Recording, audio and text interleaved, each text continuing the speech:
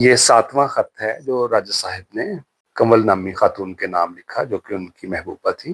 2 دسمبر 1972، 129 سر سید hall. میری زندگی، جانتی ہو زندگی کتنی عزیز شے ہے، بالکل تمہاری طرح، مگر ظالم بے وفا بھی کس قدر ہے، کسی لمحے اچانک دامن جھٹک کر چل دیتی ہے، جانے کس جانب، پھر لوٹ کر نہیں آتی۔ اس کے باوجود انسان اس سے پیار کرتا ہے۔ بے وفا چیزوں کی پرستش انسان کی بہت پرانی کمزوری ہے، اس میں مجھ اکیلے ہی کا کیا قصور؟ یہ زندگی اور موت کا سلسلہ بھی عجیب ہے۔ کسی زمانے میں مجھے یقین تھا کہ موت کا اندیکھا پرندہ خدا کی مانند آکاش کے اندھیروں میں بستا ہے اور کسی انجانے لمحے بھوکے عقاب کی طرح زندگی کے اجالے کو جھپٹ لے جاتا ہے۔ تب میں موت سے بہت ڈرا کرتا تھا۔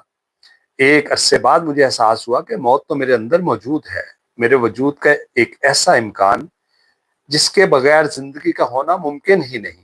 ہر آتی سانس میری زندگی بھی ہے اور موت بھی۔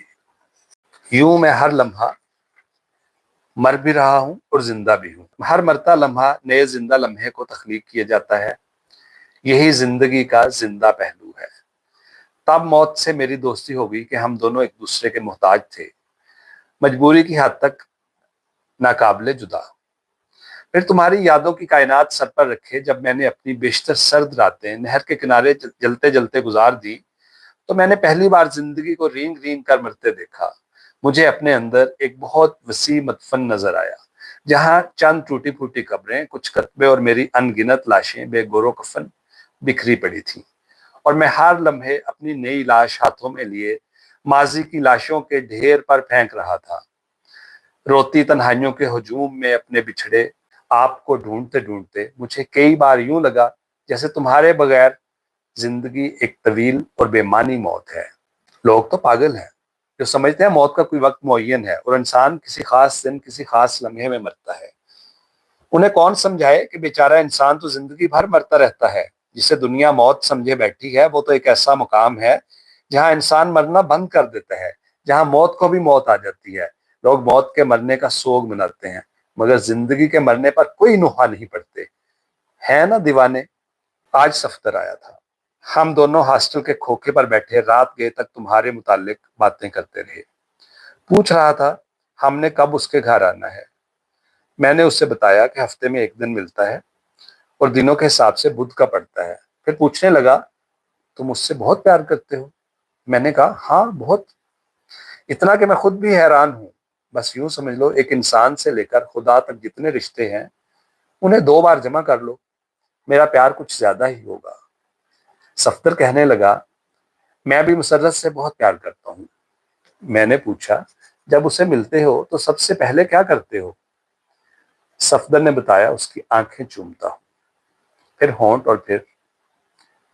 میں ہنس پڑا اور کہا ہار گئے صفدر، میں تو سب سے پہلے اس کے پاؤں چومتا ہوں۔ وہ حیران سا ہو کر میری جانب دیکھنے لگا، جیسے میری بات کو اسے یقین نہ آ رہا ہو۔ میں نے کہا ہاں صفدر ٹھیک ہے، پیار تو ہم دونوں ہی کرتے ہیں، بس تھوڑا سا فرق ہے، تم کسی کے دیوتا ہو اور میں پجاری، تم جیت چکے ہو اور میں۔ صفدر کیا جانے جب تم چلتے چلتے رک جاتی ہو تو کائنات کی دھڑکنیں تھم جاتی ہیں، آبشاروں سے پھوٹتے گیت اور جھرنوں کا مدھر مدھر الاپ تمہاری ہی مترنم مسکراہٹوں کی صدائے بازگشت ہے۔ تم کبھی اس زمین کے پیٹ پار ٹھوکر مار دو تو یہ غریب بھی میری ہی طرح خلاؤں میں بھٹکتی پھرے۔ ایک زمانہ تھا کسی کے منہ سے ایسی باتیں سن کر ہنسی آ جایا کرتی تھی۔ میرا خیال تھا یہ باتیں محض استعارے ہیں جن کا زندگی کی حقیقتوں کے ساتھ کوئی تعلق نہیں۔ میں سمجھتا تھا حقیقت سبھی کے لیے ایک سی ہوتی ہے، مگر اب مجھے احساس ہوا ہے کہ ہر فرد کی کائنات اس کی ذات کے تہہ خانے سے ابھرتی ہے۔ بہت ممکن ہے میری کائنات کسی دوسرے کی دنیا سے مختلف ہو۔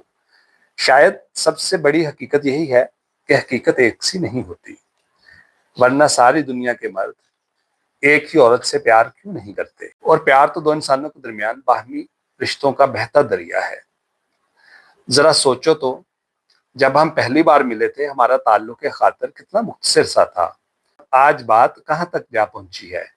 میں ہر گزرتے لمحے تمہیں پہلے سے زیادہ قریب پایا ہے اور تم نے مجھے۔ اور پھر حقیقت تنہا نہیں ہوا کرتی۔ یہ بھی تو ایک حقیقت ہے کہ میں ایک چھوٹا انسان ہوں۔ ہم ایسے لوگوں سے مسرت کا ہر لمحہ چھین لینا اس دنیا کی بہت پرانی ریت ہے۔ اس رسم دنیا کو بدلنا بھی تو حقیقت ہے۔ اور یہ بڑے لوگ، انہیں کیا خبر پیار کیا ہوتا ہے؟ ان کے سینوں میں سنگ مرمر کے احرام بنے ہیں۔ ان کے لیے عورت ربڑ کی بے جان گڑیا ہے جسے وہ کار کی فرنٹ سیٹ پر لٹکاتے ہیں، اور پھر وہ ڈرائنگ روم میں سجا نیا صوفہ ہے۔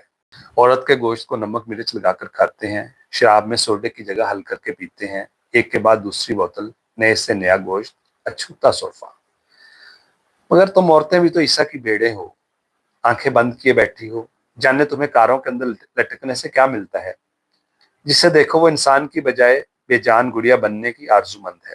ہو سکتا ہے تمہیں ہم مرد جانوروں نے ذہنی طور پر مفلوج بنا رکھا ہو، مگر تم میں کوئی ایک بھی ایسی نہیں جو اس جبر کے خلاف میدان میں آئے، کوئی ایسی نہیں جو بوتل بننے کی بجائے انسان بننا پسند کرے، کوئی ایسی جو کار کی بجائے اپنی ٹانگوں پر چلنے کے لیے تیار ہو۔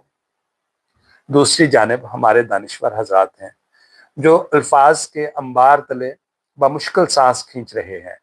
ان کی حالت سماج کے مندر میں روایات کے مقناطیسوں کے درمیان ہوا میں معلق بتوں کی سی ہے۔ سومناتھ کی یہ نشانیاں تمہیں دانشگاہ کے ہر کونے میں معلق نظر آئیں گی۔ رسل نے ایک مرتبہ کہا تھا، جب کسی دانشگاہ کے کونے میں مجھے کوئی نوجوان جوڑا نظر آتا ہے تو مجھے یہ احساس ہوتا ہے کہ یہ ان کی زندگی کا سب سے حسین وقت ہے۔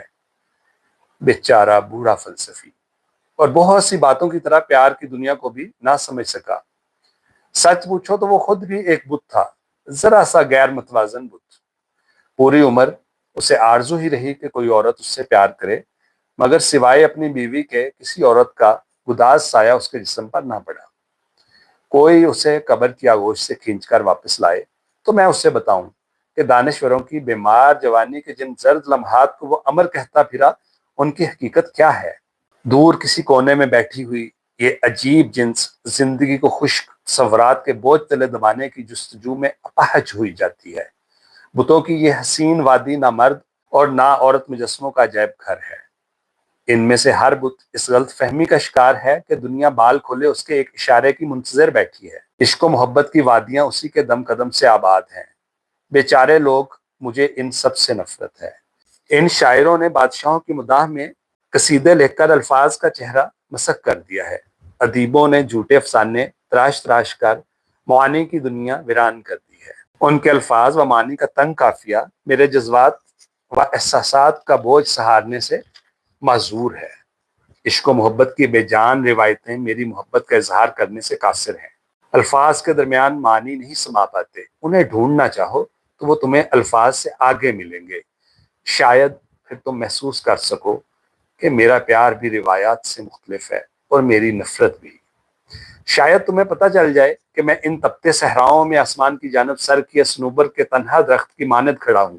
مجھے اپنے دل کی دھڑکنوں میں انجانی آہٹیں سنائی دیتی ہیں، کسی نئے زمانے نئے دور کی اجنبی آوازیں، نئی محبتوں کے گیت۔ شاید تمہیں ان کا بھی کوئی سراغ مل پائے۔ لگتا ہے شاہدہ سے کچھ کھٹپٹ ہو گئی ہے، اس کے بغیر اکیلے اکیلے تم کچھ آدھی سی لگتی ہو۔ میں نے آج پوچھا بھی مگر تم ہنس کر ٹال گئی۔ بھلا اتنے اچھے لوگوں سے بھی کوئی ناراض ہوا کرتا ہے؟ ہاں سنو، پرسوں شام میٹنگ پر تم ضرور آنا، بنگلہ دیش والے مسئلے پر بحث ہوگی۔ مجھے پتا ہے تم پکی بنگلہ دیشن ہو۔ ارے بھائی لوگوں، میں بنگالیوں کا دشمن کیسے ہو سکتا ہوں؟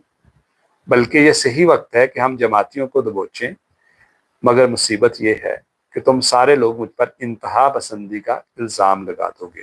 دنیا میں اس زندگی میں الغرض کارزار کائنات کے کسی گوشے میں انتہا نام کی کوئی شے نہیں ملتی۔ ہم جسے انتہا کہتے یا سمجھتے ہیں وہ دراصل کسی نئے موڑ کی ابتدا ہوتی ہے۔ میں نئے موڑ سے آواز لگا رہا ہوں، نہ سمجھ اسے انتہا سے موسوم کر دیتے ہیں۔ پرسوں ملاقات ہے اور ہم ابھی سے تیار بیٹھے ہیں۔